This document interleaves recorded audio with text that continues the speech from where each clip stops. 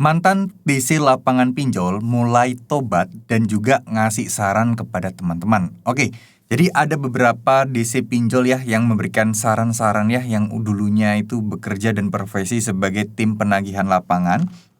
Mungkin karena udah capek kerja sebagai seorang DC, nagih sana sini belum tentu ada hasil dan namanya pun citranya juga semakin lama semakin buruk gitu ya. Nah, ada beberapa hal, ada 3 saran penting yang mungkin teman-teman bisa ambil karena ini semua juga termasuk sesuatu hal yang cukup penting gitu ya, yang termasuk salah satu hal yang cukup melegakan bagi kita semua bahwa kita semua itu tahu dan terkonfirm gitu ya bahwa apa yang kita lakukan sebenarnya selama itu udah benar. Nah, apa aja 3 itu? Yang pertama adalah teman-teman, udah pasti teman-teman jangan sampai acuh terhadap hukum yang berlaku. Bukannya kalian harus ditakut-takuti soal hukum ya, tapi teman-teman harus mengerti hukum yang berlaku itu apa. Misal, teman-teman itu harus tahu bahwa pinjol itu masalahnya adalah masalah perdata, bukan pidana. Sehingga teman-teman gak gampang diancam-ancam soal urusan polisi, soal urusan pengadilan-pengadilan yang dipenjara dan lain sebagainya, itu tidak akan pernah terjadi. Jadi insya Allah akan aman-aman dari hal semacam itu. Kemudian yang kedua teman-teman ini jangan menjanjikan segala sesuatu ya. Jangan menjanjikan segala sesuatu yang mana dengan kalian itu menjanjikan ini. Kalian bohong banyak bohongnya gitu ya. Karena ini mungkin pengalaman dari beliau, banyak bohongnya katanya bulan depan katanya akan ada proyek dan lain sebagainya tapi ujung-ujungnya nggak ada. Nah, ini sebenarnya bikin DC kesal dan malah akan memprioritaskan kalian untuk ditagih terus karena kalian sudah janji palsu lah ibaratnya seperti itu. Sebenarnya intinya sih memang tidak boleh menjanjikan ya, meskipun mereka maksa tidak boleh. Karena ya mereka maksa harus sebutin tanggal ya mereka biar ada laporan aja, biar kalian bisa komit aja gitu.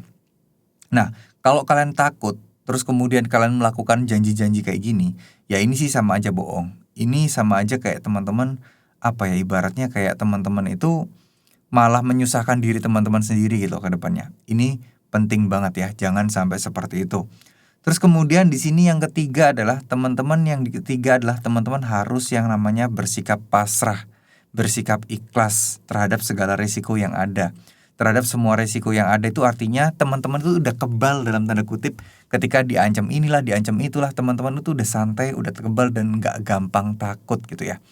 Itu penting sekali loh, itu penting sekali karena ya seperti yang banyak DC-DC mantan-mantan DC cerita, mereka sih paling nggak suka ya dengan nasabah-nasabah yang pasrah gitu, dengan nasabah-nasabah yang apa adanya, dikasih peringatan ini, diancam ini, iya aja mereka. Oh ya udah, banyak kayak gitu, banyak dan kalau udah kayak gitu, DC udah pasti pusing.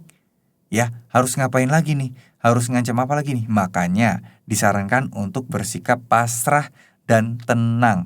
Ya, nggak usah gelisah, nggak usah takut. Dan yang pasti adalah, ini tuh penting banget. Karena ya kalau kalian tidak takut, tidak gelisah, ya pikiran kalian akan tenang. Hidup kalian akan tenang, hidup kalian tidak akan berpikiran yang enggak, tidak akan membuat kalian tuh akan terpuruk, enggak. Jadi tetap tenang aja, nggak usah panik, nggak usah cemas, ya. Oke, mungkin segitu dulu apa yang bisa saya sampaikan. Mohon maaf jika ada salah-salah kata. Wassalamualaikum warahmatullahi wabarakatuh.